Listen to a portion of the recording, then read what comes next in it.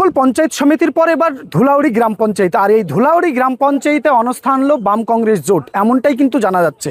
অনস্থাকারীদের অভিযোগ, গ্রাম পঞ্চায়েতের প্রধান পিঞ্জুরা বেগম তিনি কিন্তু দীর্ঘদিন ধরেই কিন্তু সিপিআইএমের প্রতীকে জয়ী হলেও যোগ দিয়েছিলেন তৃণমূলে। তারপর থেকেই কিন্তু কোনো মেম্বারদের সাথে, কোনো পঞ্চায়েত সদস্যের সাথে কোনো রকমভাবে যোগাযোগ রাখতেন না তিনি, আর এই অভিযোগেই তার বিরুদ্ধে অনস্থা আনে।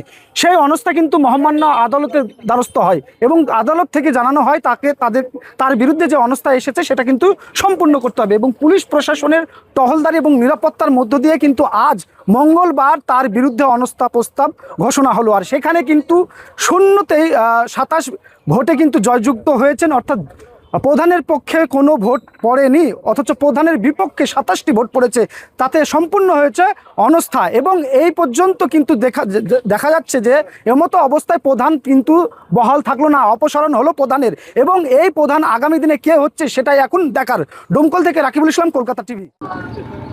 কারণ হচ্ছে আমরা বিগত দিনে জোটগতভাবে প্রদান করেছিলাম, সেই প্রদান মাস 6 চলার পরে নিজের উন্নয়নের স্বার্থে, নিজের উন্নতির স্বার্থে উনি বিক্রি হয়ে যান বা শাসক শিবিরে চলে যান। তারপর থেকেই আমরা খানিকটা হলো দিশাহারা হয়ে যাই। এরপর আমরা চেষ্টা করেছিলাম যে ওকে অপসারণ করার, কিন্তু সরকার যে একটা নিয়ম আছে যে 2.5 বছর ছাড়া অপসারণ করা যায় না, সেই মোতাবেক আমরা 2.5 বছর পরে একটা হাইকোর্টে প্রেয়ার করি। সেটা তারিখ ছিল 27/2/2026। প্রেয়ার করার পর অনেকটা সময় অতিবাহিত হয়ে যায়।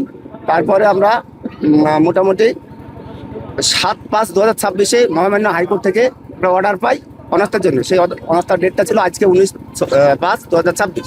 ভোট হলো, ভোটের পরে আমরা এই তো বেরিয়ে আসলাম, রেজাল্ট হলো। প্রধান কোন দল ছিল? প্রধান প্রথমে আমরা সিপিআইএম দল থেকে এবং সিপিআইএম কংগ্রেস জোটের প্রধান ছিল, তারপরে উনি উন্নয়নের স্বার্থে টিএমসিতে চলে গিয়েছিলেন, তাই আমরা অনাস্থা এনেছিলাম। আজকে ওনার বিরুদ্ধে ভোট হলো।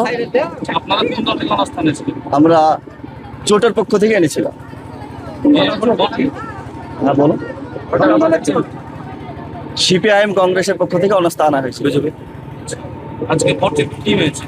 আজকে অনাস্থার পক্ষে ভোট হয়েছে 27-0।